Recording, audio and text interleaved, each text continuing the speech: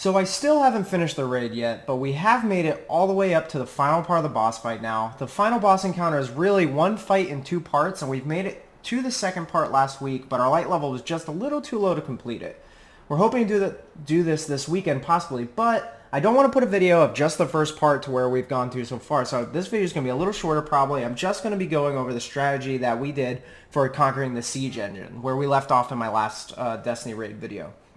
I've seen a lot of videos on actually how to skip this. There's a glitch on how to go through a wall and just skip this whole section, but that's no fun, so I want to give some tips and tricks on how to actually beat the fight instead of cheat the fight. The whole goal for the whole fight is to use the siege engine to break through two barriers that are blocking your path on this bridge. You have to damage the engine as it comes towards you at the beginning of the fight and then board it. Once you break through that first wall, the engine shuts down and you have to fight through a few waves of enemies to retrieve and bring back 3 parts of the siege engine to fix it and continue across the bridge. For the first part, my team broke into 2 groups of 3. One group responsible for ad control and the other responsible for damaging the engine to allow us to board.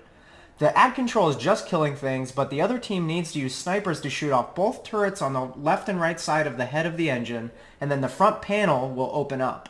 If you DPS that spot enough, the front sides of the engine will fall off and you'll be able to jump aboard the ship. Ride it through the first wall and then the engine will shut down. This is the only hard part that you have to really be careful with. I suggest what we did was our warlocks ran stormcallers, so that's what I did, so they could hit a lot of ads at once and have at least one bubble titan with blessings of light. When the engine stops, you'll have to go to the other side of the gap where enemies are spawning from a dropship and kill the non-captain ads first, so the vandals and the shanks. Once you kill the captain, 3 machine parts will drop and it'll also trigger the timer for the start of this part of the raid. The goal is to bring back all 3 parts to the siege engine and then place them in the appropriate spot. Any player can pick up any of these parts, but you will only have 8 seconds to carry them, and then you'll have 9 seconds of exhaustion before you can pick up any part again.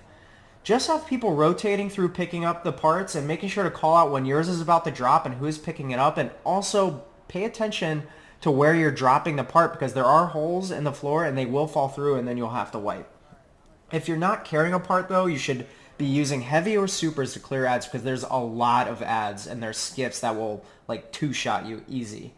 We also had one person stay behind in the middle to shoot all the spider traps that are triggered. So once you start the timer, multiple spider traps trigger along the route to take back the parts to the engine. So once the timer does start, just have someone pick off the spider traps as they pop up in the air so that you don't have that really slow down that happens when the trap is triggered. And then for your Titan's bubble, if you're staring back at the ship, making your way back, where he'll want to put it is the route you want to take is the left ramp and then just follow it to the right and back towards the ship. Where you want to put the bubble is at the like pretty much at the middle to the end of the first left part of the route back to the ship. That first straightaway, you want to put it either underneath the bridge in the middle or towards the end because there's a skiff that spawns right there and you'll get wrecked if your team doesn't have any type of shield. Once you're moving towards the engine, another skiff will come right in front of it and lots of ads will spawn.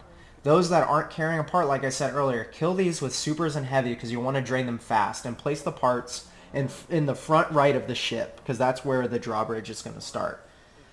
Have someone on your team already be on the ship because there will be vandals waiting there, and once your teammate kills those vandals, that little bridge will come down from the ship so that you can carry the parts up. And like I said, it's on the right side, so you want to have all the parts there waiting for when you can walk up the ship.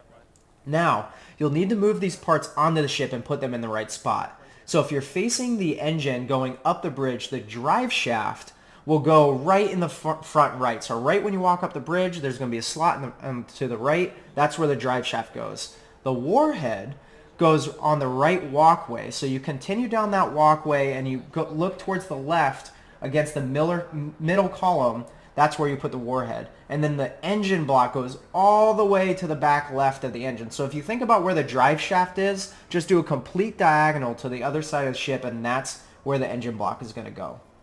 Once you have done all of this and fixed the engine, Then it'll start moving and you'll go through the second wall, and that'll be it for the fight. One thing that we did see, I don't know if it actually made a difference, but it felt like it did. We were jumping while we were walking the parts. We thought it was faster. Don't know if it actually was, but it just made us feel better. Once the ship is complete and you're through the second wall, you don't have any more walls to go through. Just run off the front of the ship, and you need to beat it off the side of the cliff, which is the fun part. You can also just jump off the back and watch it fall off, but I think it's way more fun actually getting chased by the ship, jumping off, landing at the bottom of the cliff, and then watching the siege engine just fall off. It's really cool, in my opinion. I thought it was really well done. And that's also where your rewards are going to be for this part of the raid. And like I said earlier, a lot of people seem to be using this glitch to skip this fight, but I think the fight's really fun. The first time we went through, it was really difficult. We wiped a lot, and we had to really figure out a unique way to talk together, to communicate on how to pass the parts around, and also like where to put the bubble and timing supers correctly. So it's a lot of fun.